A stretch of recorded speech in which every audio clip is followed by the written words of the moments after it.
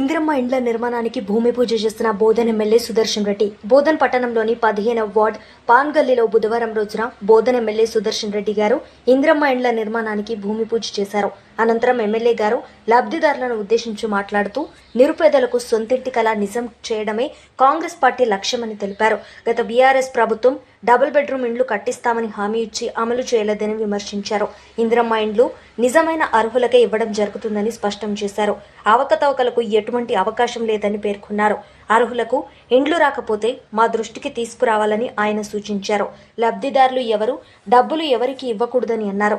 పేదల సంక్షేమం కోసమే కాంగ్రెస్ పార్టీ కృషి చేస్తుందని ఆయన అన్నారు.